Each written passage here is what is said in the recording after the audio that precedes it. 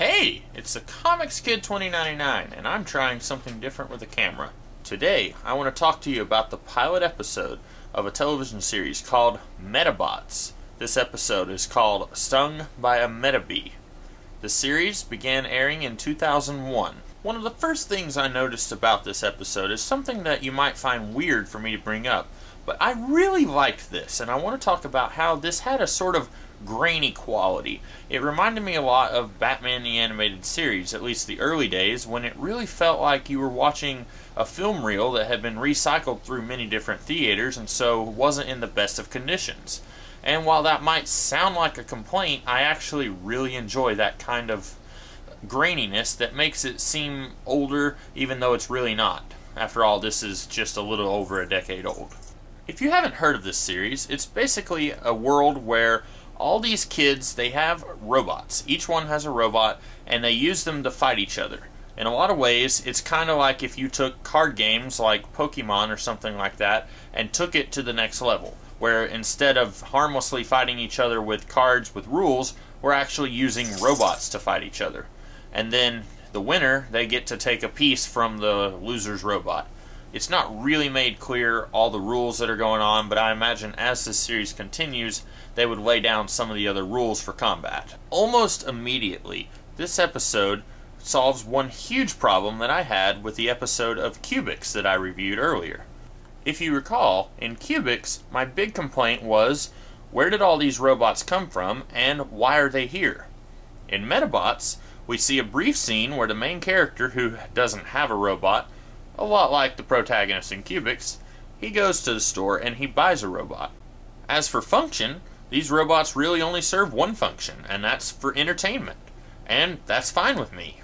I'm totally okay with all the robots in this world only existing because kids are bloodthirsty and they like to see fights and stuff, kind of like kids in the real world.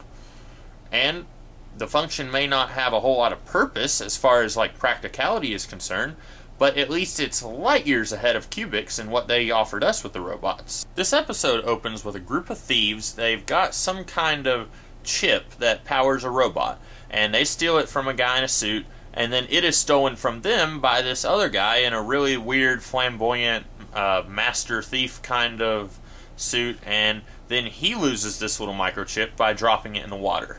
I assume everything that we see in this scene is going to be paid off later down in the series, because really all we know about this chip is that it's seemingly really rare, because when the main character finds it, he's really happy that he has this particular chip. And also, I'm assuming that we're going to find out exactly how it differs from other chips later on in the series. This series is Pokemon with robots. That's really all it is. In the world of Pokemon, almost every human being has a Pokemon who they use to fight other human beings who also have Pokemon. In fact, they have more than one Pokemon.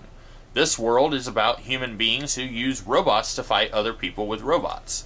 There really aren't any stakes involved when this guy who goes to school here is fighting this girl who goes to school here, and neither one is really a bad guy. In a way, it's a lot like Pokemon. If Ash is fighting this dude over here who just passed by him in the forest, neither one of them are really bad guys, but the conflict of that episode is that Ash is fighting that guy. It's also the same in the video games. Almost everyone that you fight in the video games, they're not really evil, they're just other people who you fight. And that's how it is in that world. And that's how it is in this world of Medabots. As I said in an earlier video, I don't really mind when a series takes the premise of another series as long as they do something different with it. And here we see enough of a difference that I'm kind of okay with them basically doing Pokemon just with robots. And we still have the thing where the computer voice is identifying each type of robot and saying what kind of moves they have, just like in Pokemon, but I'm going to let it slide.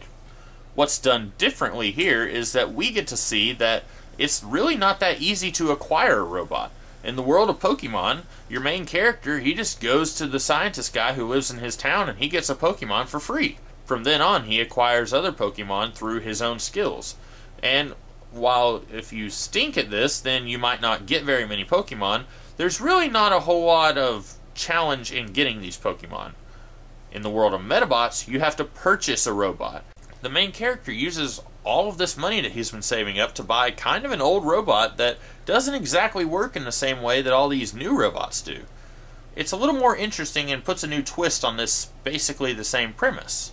One thing I'm kind of iffy about, when you have a series about robots that are fighting each other, very easily this could just kind of fall into a sort of pattern that I sometimes see with other shows about robots and stuff like that.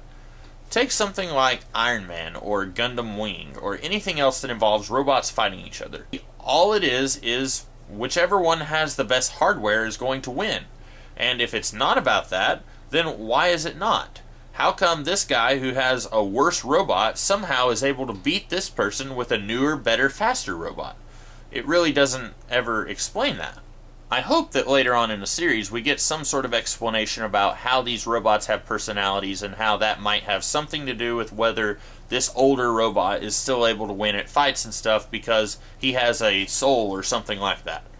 That's also something we saw in Cubics, where robots had personalities and at one point were even described as having souls. As far as complaints regarding this episode, I really only had two, one big and one small. I'll start with the small complaint first. One of the main characters is part of the school newspaper, and quite a bit of what brings these characters into the conflict of this episode is that she's looking for a story that she can do for the school newspaper. In a lot of ways, this reminds me of Smallville. Does anyone remember Chloe Sullivan? She was a member of the school newspaper The Torch.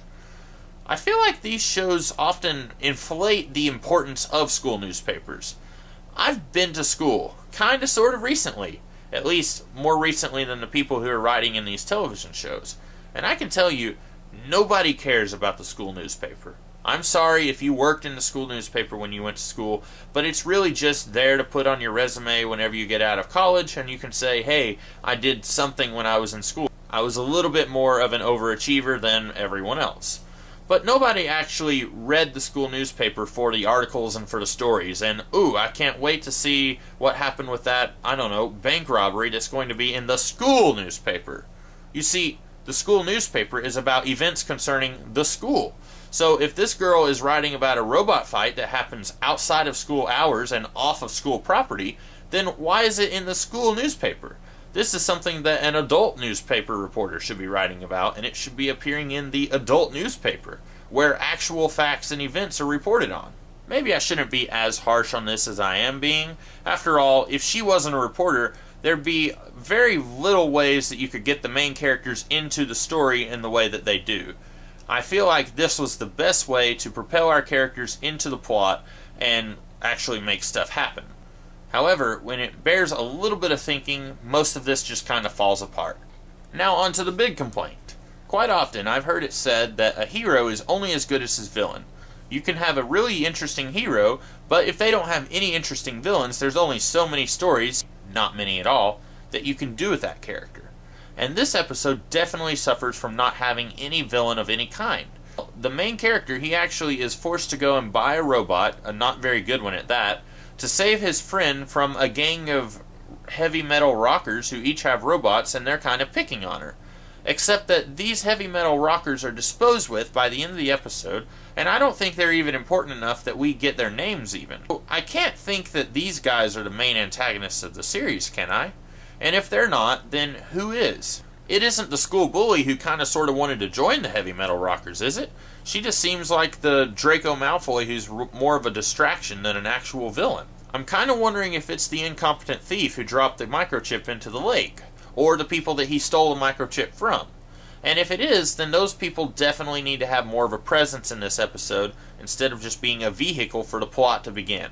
Quite often, the first episode of a series is the hardest one to do. You have to set up everything. The premise of the series, who the bad guys are, what they want, and how that's antithetical to what the good guys want, and who the good guys are. It sounds kind of like it might not be that hard, but really, once you sit down and think about it, how many shows, even the ones that you love, how many of them actually had a good episode? Most of the time, it takes several episodes before you actually get into the swing of things and you're doing things right, because it took you that long to set all these things up. Protagonists, antagonists, what they all want, and the premise of the series. And when you're doing this in a 20-minute episode, that's made even harder. So I'm going to give this one a pass, and I hope that when I watch this series, and I will watch this series some more because I actually did enjoy this episode quite a bit, I'm hoping that they will solve this problem by introducing antagonists that are interesting and make me care about the protagonists and make me want to see them succeed in their conflicts. Like I said, I enjoyed this episode, and if you haven't heard of it, or it's been a long time since you've seen it, I recommend that you seek out this episode. The first episode of Medabots, titled Stung by a Metabee. I enjoyed it, and I think you will too. And I'm the Comics Kid 2099. I'm going to shave later today. I'll see you next time.